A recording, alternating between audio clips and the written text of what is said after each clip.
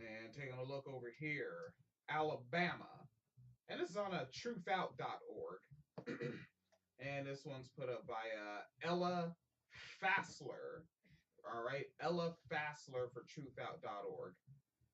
And it opens up. This article has an image from 1995 with prisoners on a chain gang, and they're being taken out for work detail by an armed guard in the Limestone Correctional Facility in Harvest, Alabama. All right. So now let's see here. So going back to March 25th, 2019, not too long ago, Christopher Caldwell reportedly found himself nearly immobile, shackled to a bucket at the Limestone Correctional Facility in Alabama. His pant legs were taped up, and his belly, feet, and hands were shackled. They shackled his belly. Wow. Caldwell's handcuffs were shackled to his belly, preventing him from moving his hands above his waist.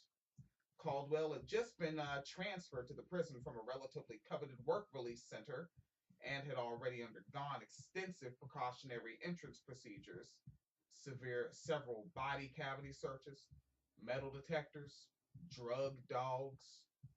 But per Captain Patrick Robinson's bucket detail policy, known colloquially as shitting in a bucket, or just known literally, Right.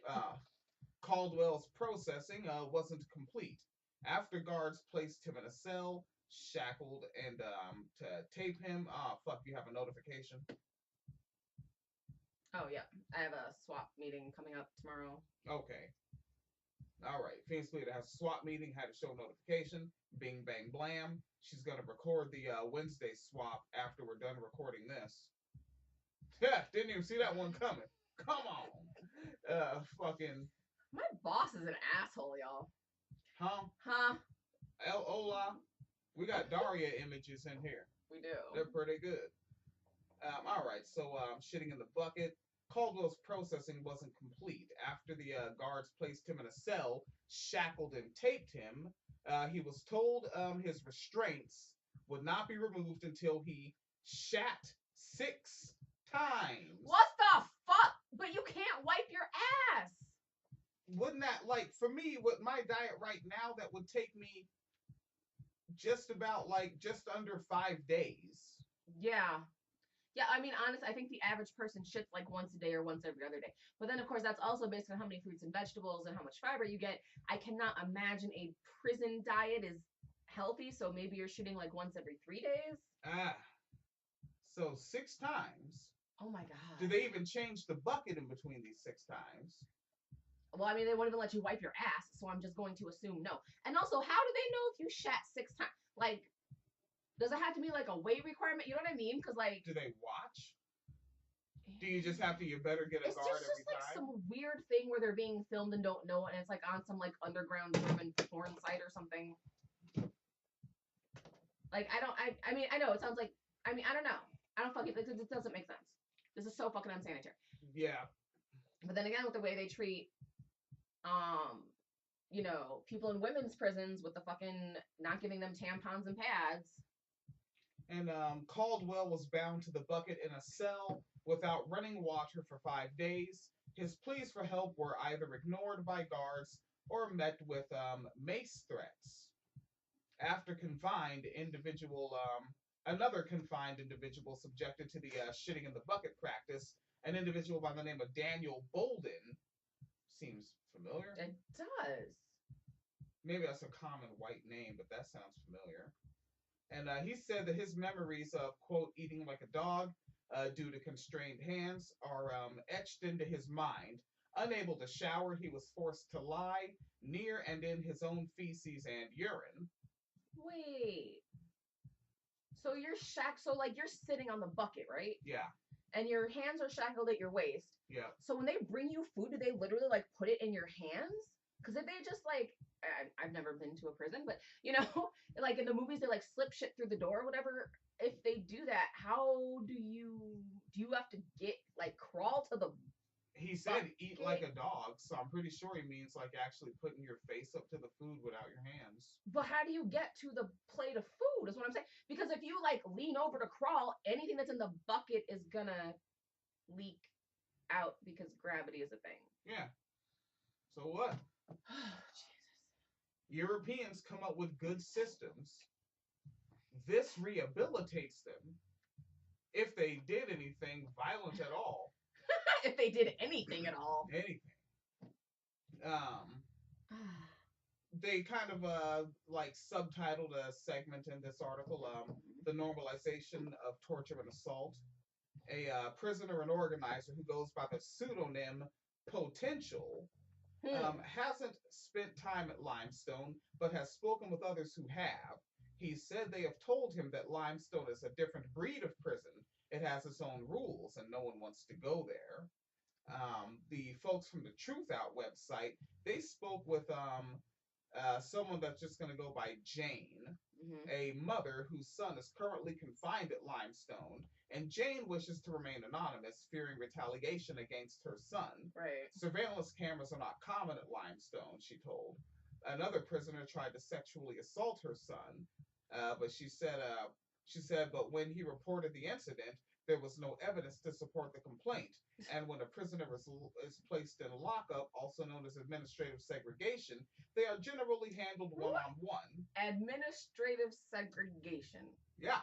That is a very sanitized way to say. All right. And so they're handled one-on-one in that situation without oversight from guards on duty, according to Potential. Jane's son hasn't been subjected to bucket detail himself, but has described it to her. Quote, everyone knows it goes on here, end quote. Continuing, the quote, lockup is so crowded that ADOC, the Alabama Department of Corrections, started putting men in closets with the bucket for several days. What the fuck? These conversations follow a Department of Justice DOJ report released April 2nd, 2019, where the agency concluded that Alabama prisons, including Limestone, constitute cruel and unusual punishment, a violation against the Eighth Amendment. The report focused on ways the ADOC fails to protect prisoners from prisoner-on-prisoner violence and prisoner-on-prisoner sexual abuse. Rape. The DOJ's investigation into the Alabama prison staff's use of excessive force and sexual abuse is an issue pending with the court. According to whether DOJ will release a report of this investigation, but preliminary conversations with those close to the Alabama prison system indicate a second report would probably not be any less damning than a first report, and this is a bit of a lengthy article from Truthout. We're going to have this linked with the web post for this episode of The Wine Cellar. Yes. And Phoenix Leader has stuff and things. I do have stuff and things. So these are just more headlines because I want to make sure people know. So I'm just going to do real quick. The Trump administration, because they love the poorly educated or just the poor. All right. So the Trump administration is considering redefining poverty, which would cut millions of Americans from welfare rolls. The Trump said that they might change the way they determine the national poverty threshold, which puts Americans living on the margins at risk of losing access to welfare programs. The possible move would involve changing how inflation is calculated in the official poverty measure. So basically, yeah, a bunch of y'all white niggas is about to fucking get kicked off. Lisa Loco just texted me. That was totally random. I'm sorry. But said someone that in a group we're in that has nothing to do with like wine cellar stuff follows the wine cellar. Someone in a group? Like, yeah, someone, it's like a food group that me and her are in. And said somebody follows the wine cellar. All right. It's healthy for them. Yes. Yes. All right. So that's fun. And it appears to be a black person. All right. So anyway, yeah, you know, this is something that they constantly do, constantly cutting welfare benefits and blah, blah, blah. And Obama did it too, even though nobody wants to talk about it because everybody fucking loves Obama. But that's a thing. And you should know that that's a thing and that might be happening. So pay attention, please. Not just to the ridiculous things he says on Twitter, but to his actual policies. Mm-hmm. Yes. Yes. And then also, there might be a generic HIV prevention drug coming in 2020. All right, so something similar to whatever commercial they run when we're watching Drag Race. Truvada, yeah. Yeah, a generic Truvada, basically. Okay. Yeah, so, yay! There's that. Yeah, fair deal. Yeah. Fair deal. So, I gave you that little one line of happiness because I'm about to do this to you. Well, Cory Booker is going to support this new drug. Mm-hmm. So, a man who tortured a 2-year-old. I don't know if y'all heard about did you hear about the werewolf mask guy? No. All right. So let's start from the beginning. This is almost like 2 stories in one because I can't tell you the update unless you know the backstory because then the update doesn't make sense. So, Pensacola, Florida, and this is not a funny Florida story. It is Florida, but it's not funny. A Florida man who has already previously been acquitted in the killing of a child was arrested last month and charged with torturing his girlfriend's 2-year-old daughter, sometimes while wearing a werewolf mask. Andrew Bennett Ross Salias, I'm sure I nailed that name, who is 37 from Pensacola, was arrested April 9th and charged with 6 counts of aggravated child abuse, 4 counts of child abuse, and a variety of drug charges, possession of a weapon, tampering with evidence, and a probation violation, according to the Escambia County Sheriff's Office. Another man, Eric Everett Fernins, age 36 of Pensacola, was arrested Tuesday and charged with trying to destroy evidence in the case after Ross Salaus had been taken into custody. He has since been booked on drug charges. So, the county sheriff, David Morgan, said the evidence that Fernins is accused of destroying is cell phones that contained images of the alleged abuse. Right. So, from what they have said, and they have not said a lot because this was a young child, it's mostly physical abuse, although there were suspicions of sexual abuse committed against this 2-year-old child. And then after being locked up, Ross Salaus tried to kill himself like 2 weeks ago.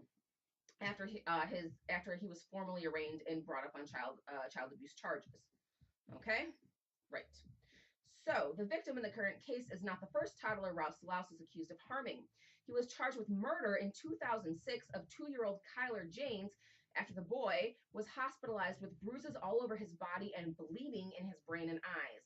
The boy had been seen in the emergency room at Sacred Heart Hospital in Pensacola 5 times before for a variety of injuries.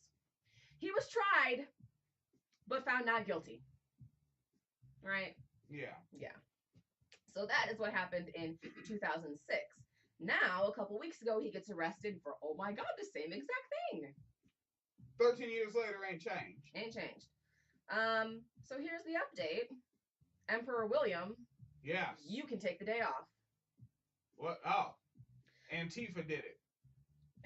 Can they please just act like ISIS and just take credit for every time a Nazi slips on a roller skate at the top of a staircase? Antifa was here. Yeah. Andrew Bennett Ross Salaus, 37 of Pensacola, was hospitalized after spending nearly a month behind bars and because he was found hanging in his cell at 11 p.m. that night. The inmate was taken to a local hospital where family members opted to remove his life supports. Oh. He died at 1:13 p.m. that day. Yes. There you go. There you go. And that's a good way to end the week of Wine Cellar. Yeah. I hope that was the end. No, that was the end. That was the okay. That's the actual end of the week. All right, folks. No, it's just weird that he'd be like, "It's the end of the week." I'm like, "Nigga, it's Sunday." What? Yeah, we just recorded the week on Sunday. I'm bumping into shit. It's new studio. Got to get used to what is where. Yes. And why it's there. Yes. All right. And okay, yeah, I think that is a good one. If you're on patreon.com, subscribed, then you already heard this when we dropped it early. And if you're over here on Thursday, catch it on the socialized feed. Mm-hmm. Hey, maybe you want to check out the old Patreon, see what the full episode sounded like, with a couple of extra segments and some more audio dropped into it. Mm-hmm. And that's patreon.com/WineCellar Media Fund. And of course, there's a tip jar that has nothing to do with the extra content. It's just the tip jar, paypal.me/Phoenix and William. Mm-hmm. And the link to the Amazon wish list with studio shit on it is will be linked with the web post for the episode. All right, players, please be as safe as possible wherever you are. And remember, Stitcher, Google Play, and iTunes. You can find Phoenix Colliders, the Phoenix Colliders show for SWAP. Yes. Find that, subscribe to it, or just go straight to the SoundCloud, type in Phoenix Collider and sniff it up, grab it, Yes. and subscribe to it there. We link every episode on our social media pages anyway. If you follow when an episode's up, it's fucking linked. Check them out. And that's Sex Workers Outreach Project, Phoenix Collider, Director of Communications, and a board member. She's Director of Communications and Just the other board member. She's a Director of Communications. What's the other gig?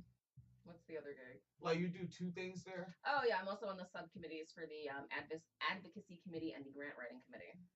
So Advocacy Committee, Grant Writing Committee, and the Director of Communications. Or just the Board of Directors.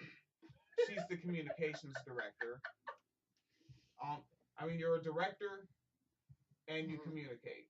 You're the Director of Communications. And, of course, don't forget, I am doing the updates to the December 17th, which is the International Day to End Violence Against Sex Workers website, where anybody who has been a sex worker who needs to be memorialized, their names are put up, any sort of information like photos, obituaries, and so on and so forth are put up. So if you know anybody who has passed on, who was a sex worker, you can feel free to send me their information. I will get it put up. It doesn't specifically have to be like, somebody who like got killed doing sex work. It can just be anybody who was in the industry at all and who has passed on. So send that to me if you have it, please. And thank you. There you have it. All right. And this shit exists because you motherfuckers make it exist. Thank you. All right. Yes. Please be safe.